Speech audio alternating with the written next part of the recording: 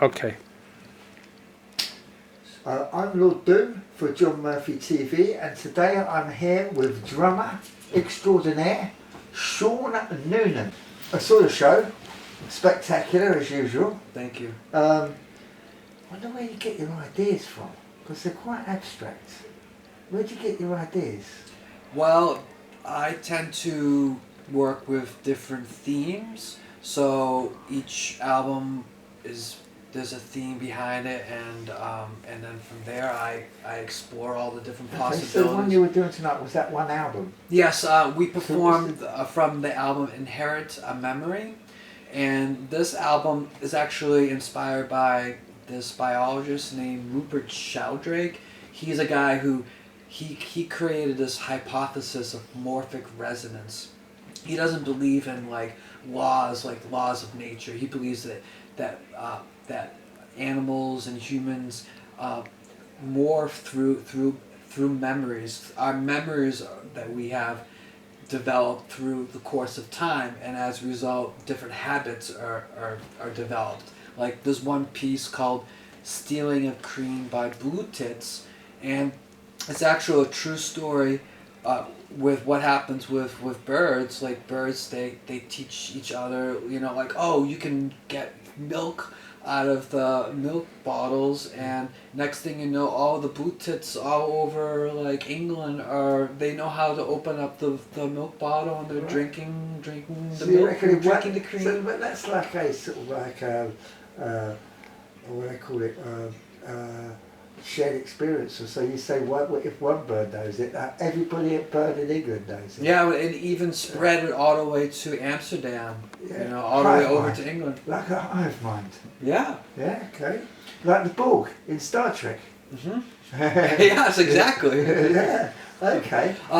But to sort of answer your question, there has to be some sort of for me creatively, I need to have some sort of focus, because then in order to develop the ideas, I need to have sort of a place where they come from. So this is it's just a nice, fun theme to explore different, science and music, go together in kind of a very interesting way. And that album used a lot of pieces that explore this morphic resonance concept, but there were some other pieces. I did a remake of one track that I wrote with Malcolm Mooney, the singer from Cannes.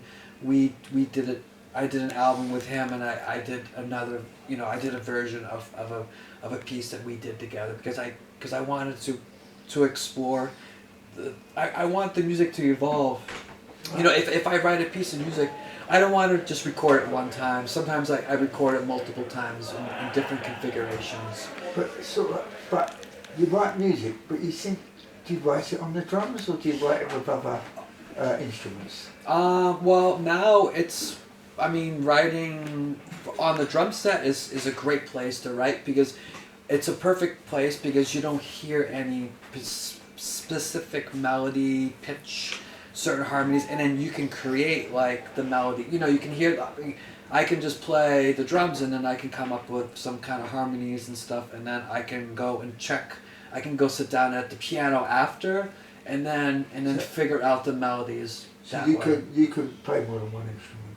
I mean, I was an instrumental band teacher for children. When I was at Berkeley Music School, I got a music education degree, so I had to teach the kids how to play flute, clarinet, trumpet. All right. But I mean, I haven't even really played piano. I can't even remember the last time I played piano. Now I'm doing everything in my head, and I use notation programs. Once everything is notated, then I develop through notation. Can you explain what a notation program is? Well, basically, it's just like because I use conventional music notation. Like how you write with the treble and G clef. The regular staves and everything. So there's programs where you can just notate the music in the program, and it plays it back for you. Right. So it's just like an easy way to kind of develop ideas and expand things and stuff. But often what I do is I bring my phone with me, and if I hear like an idea or something, I sing it. I sing it into the and then I go and I write it, and then I notate it. I figure it out, or I put it in a notepad. Because you've made a lot of albums. How many did you say you made? It was so many.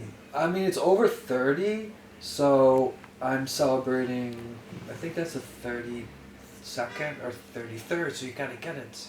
It just came out. The 33rd. Yeah. Yeah. Okay. So 33 albums. And how It's many? almost about, it was about like 1 or 2 albums a year, So, starting in but- 1999. So yeah, I'm going to say over how many years? So 99. Yeah. So it's about what, 26 years? Yeah, yes, yeah. So like I was kind of releasing like 1-2 albums a year, Okay. normally. And they've all got different themes. Yeah, like for instance, what you heard tonight was the Noonan trio with Matthew Bourne, the piano player from up in the north part, and Michael Barden. It's more of acoustic piano, upright bass. But I've done I have an electric group. I did album with electric bass and guitar, more rock kind of sounding instrumentation, and I have done music with string quartet, with a Ligeti string quartet. So it's still me doing what I do, but it's just there's just a different a configuration. Yeah. Explain music in time and space, because I found Oh. it very interesting. Yeah.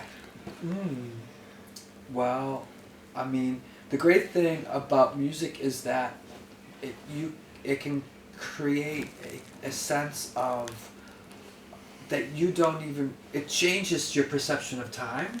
Right. Like for instance, you could, I mean, at least for me, like when I'm playing music, I'm sure most people who play music, they feel like they are having an out of body experience.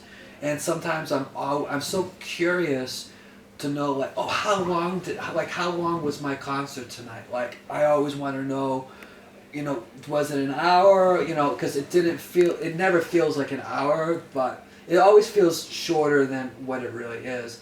And I always like to ask the audience, like, did we play too long? Because for me, I always want the audience to want to have more. Like not like, oh, I heard enough of them for one night. But to answer your question, you want to know about Time and space and drumming. Because Yeah. there's a few other interesting things I looked at, which is very interesting. the cool thing about the drums, the reason why I like playing drums is you use all your 4 limbs, you use both your feet and your arms, and I'm using my voice, so I have like, I can do 5 rhythms all at once, or I can try, Yeah. and as a result, you can have 5 different things going on, polyrhythms, which is many different rhythms happening all at once. And that's a great thing about playing the instrument, drums. I mean, you can do that with the piano, but you can't really do that on, like, say, saxophone, I mean, it's more of like a linear instrument. I mean, you could do kind of polyrhythmic stuff, but you don't have 2 mouths, I guess you could get creative, but we don't need to go there with that, So, and the other thing that I was reading about was sculpture through drumming. Mm-hmm. So explain that, because that's... Well, yeah. Because, yeah. I mean, I have a friend who was a sculptor, and we were working together, and I was trying to think about, like, different dimensions, like how could you create, like, I'm just trying to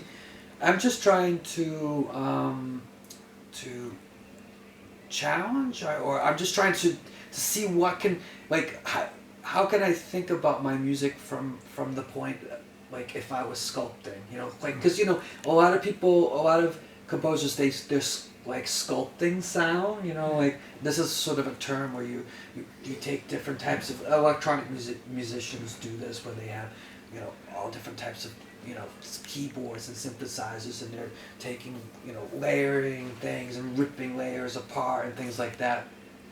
But I wanted to actually just to learn how to sculpt myself. Just just to try it, you know, and see how I can apply that towards music, you know, and how I can think of like the music as having different dimensions, you know, like when you're looking at not two-dimensional but three-dimensional ways of hearing music, and depth and width and height, you know, the height, the pitch height, and, you know, that kind of thing. This is sort of very brainy, you know, geeky things that, you know, we could talk about forever, but it's something that it's really, I need to really further kind of think more about. I really need to really sit down with my sculptor friend. Or explore. Yeah. So, you're right. Before I go on to the next bit, there's one more thing that I found really interesting. The tin wine. Tell me about the tin wine. There's something on your thing that I read about tin about wine. What? About a tin wine, the noises in the tin wine. In the tin mine. Yeah, I think it was a tin wine. Oh, in the coal mine. Was it a coal mine? Yes. I thought it was a tin wine. Oh, coal mine, yeah. Yeah. Yeah. Tell us about that, and you got interested in that, because that's quite interesting. Yeah, I was basically, because a big part of my thing is, like you were asking about themes, I like to collect stories from around the world, and I was touring in Poland, and I heard that they have coal mines you can go and visit. And I like to collect a lot of folklore and story and myths and ghost stories and things like that. So I heard about the story about the Skarpenik. Skarpenik, he's the protector of the salt mine. And I actually, the bass player that was playing with us tonight, Michael Barton, we were on tour in Poland, and we played a concert in it was a salt mine. It was a salt mine, yes. We were playing in 1 kilometer underground in an old, that was actually a coal mine, but it was like about 1 kilometer underground. And this character, this ghost Skarpenik, he's actually a big part of my, he's one of my characters. He's become I sort of adopted him into my family. Okay. So in my new piece that I'm working on, The Drummer of Tedworth, it's like a ghost story. So I had to have Skarpenik in the story because he's a ghost, you know. So okay. they all like to hang out together, you know.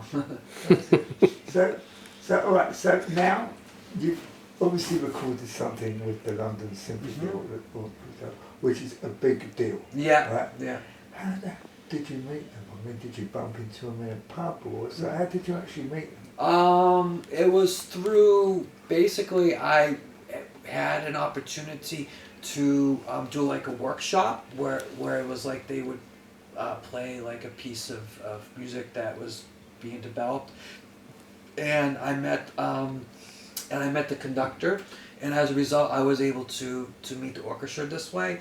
And I said, hey, why not, like, there's a lot of Frank Zappa albums, you know, where he hired the London Symphony Orchestra. Really? Did you ever hear some of the well, actually, we saw Frank Zappa's daughter, Moon Unit, the thing the other day. She was explaining about Frank Zappa. I've never really listened to Frank Zappa until then, and then I heard it. I guess it was all his songs seem to be about having sex. All of them.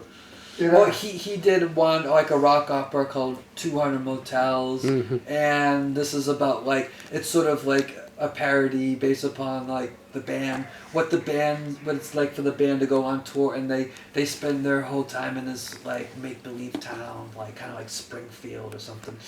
And they actually hired the London Symphony Orchestra to record it, and Zappa was, so I was like, hey, I was like, you know, being from America, I was like, oh, it'd be nice to do something kind of like what he had done. And I had the opportunity, and I was really in a place in my life where I was really composing a lot, and to do that kind of work, you really have to really make a commitment. Like, if I'm gonna write for the orchestra, I need to really spend a lot of time to really know, like, what I'm doing, because you just can't just, like, because it's just a waste of time to write something if you haven't really done your homework, you know, and really investigated it properly. So would you say it was a lot different to how you usually write?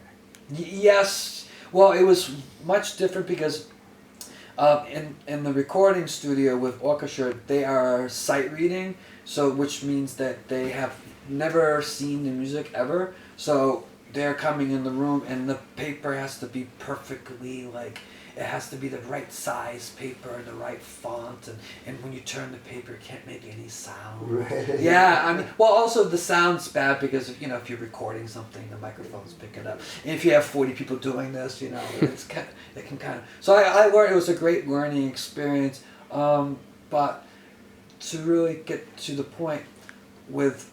It was, I really had to make I couldn't go in there and say, maybe we could change the key of this part, or why don't you guys try doing this on this part? It's like, no, it's not like that. It's like, it's written down, and they play what's written, and also you can't be like, oh, could you like practice it for a week, and then we get together next week and do it again. I mean, that's the way I've worked this with my collaborators, like Matthew Bourne and Michael Barton. Like, we've been playing these pieces, and they're very generous with their time. We practice the music together before we do gigs, and then we go in the recording studio, which is a complete different thing than with the orchestra. So with the orchestra, I had to be, spot on, like no mistakes. Like, they can't even be like, like anything that's slightly confusing. It's just gonna be a distraction in the recording session. So I had a colleague of mine who helped me with that I knew, and we looked over all the parts and everything. So it just takes being a composer is a great thing if you don't have any friends, and you don't really have any social life, and you watch this work all by yourself.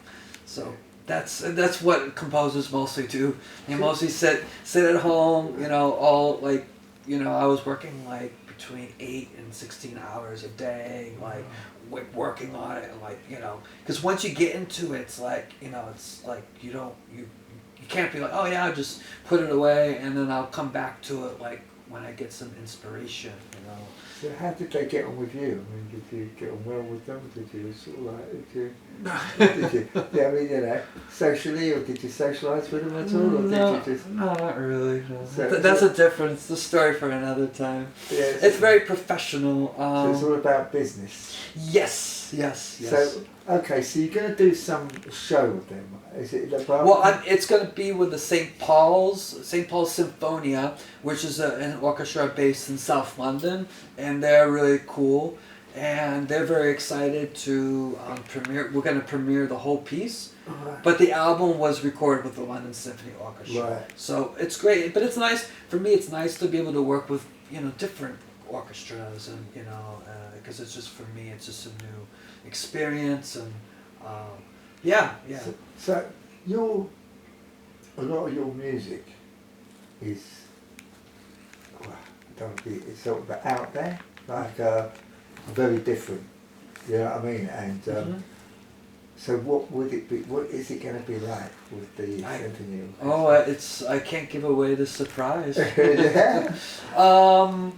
Well, I mean, in all fairness, I'm really trying to push the envelope on some things, but there's a lot of very, really, like, almost, there's some pieces that are very kind of, very, not like pop music, but like almost something that would sound a little bit like in a musical or something like that. And then there's some other parts when the orchestra is playing almost like Irish fiddle kind of thing, and I really try to, this one part was really cool where I haven't even recorded my drumming to recording, because first we record the orchestra and then after I record mine. But it's gonna be nice because there's some parts where you got like some really cool like hip hop drumming kind of grooves superimposed with really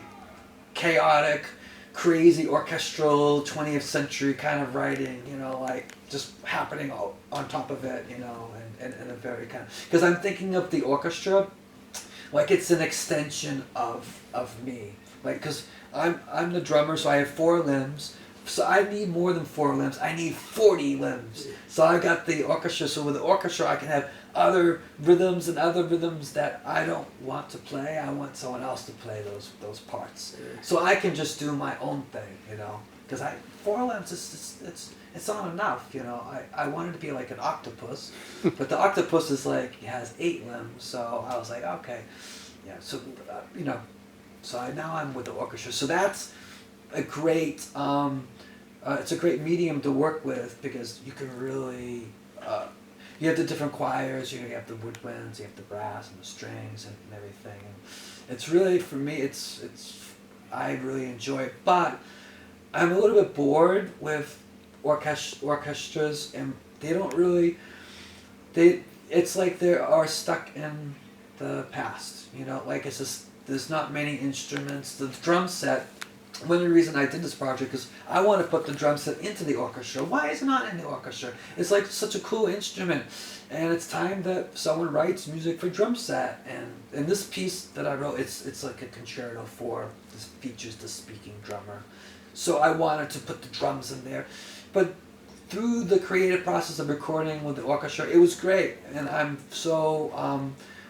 Privileged and really I'm so grateful that they recorded the piece, but you know they're great at doing like their classical type of music, but they can't improvise. You know, I can't have like other types of instruments like modern instruments and things like that. So my goal is next time to create my own kind of orchestra, which would be mixed with more diversity. I want to have also different types of people from around the world. Like I like to have women and all kinds of people, men and all people from different cultures, and people who can improvise and different kinds of instruments, you know, that are not used in Western music, you know.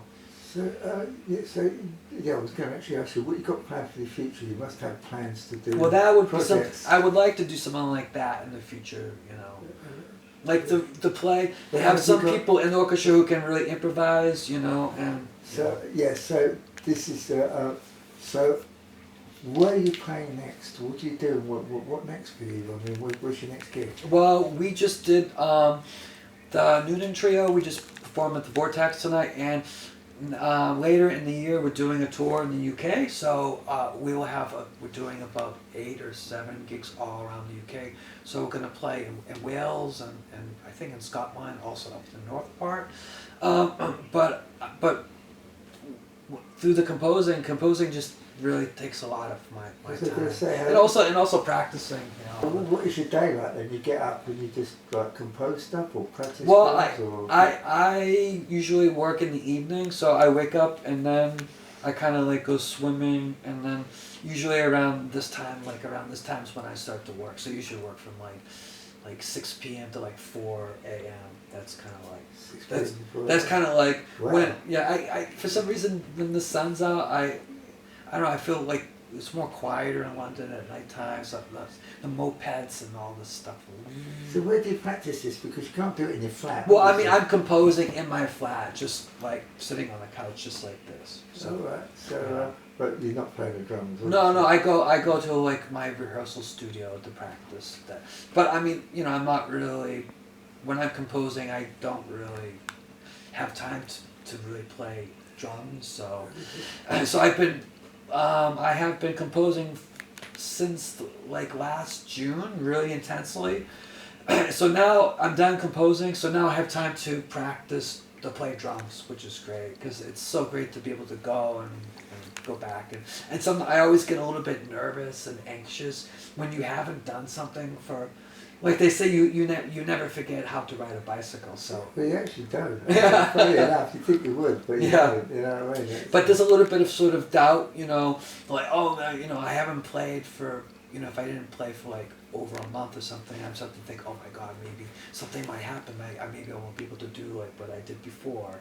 So do you find that as sort of like, do you actually worry before you play a gig that you know you're not going to be good enough, or it's going to fuck up? No, not really. Not really that. It's just more like, oh, maybe you know, everyone doubts themselves. Professional athletes do that, you know. But, you know, that's why, you know, I used to dress up like a boxer, so because my attitude was like, Merci on now. I'm gonna box that drum set. We're gonna, who's gonna win, me or the drums? And the great thing about drumming, it's all about gravity. It's about that letting that stick do the work. The stick does all the work, and just kind of controlling it. And who does usually win? Is it you or the drum? Who does usually win? Is it you or the drums? Depends. Tonight I don't know. I don't know if you think it was a good concert. I thought it was good. Yeah, it's very. I mean, it's like very interesting because there's all sorts of different things you wouldn't expect. Like you start shouting things out and doing stuff, and poetry and stuff. Yeah, it's quite good. Very interesting. But so I'm coming to the end of my questions. Is there any questions you'd like to ask, John? How long were you with the symphony orchestra? What do you mean? How long? Like how long were you working with them? Yeah. So what happened was, this is very crazy. So I recorded like 45 minutes of music with them in January of last year, and then after I had done that, because I was allocated, I can only record a certain amount of minutes with them when you have a recording session for when you book them, but I still had all these other pieces that I wanted to do.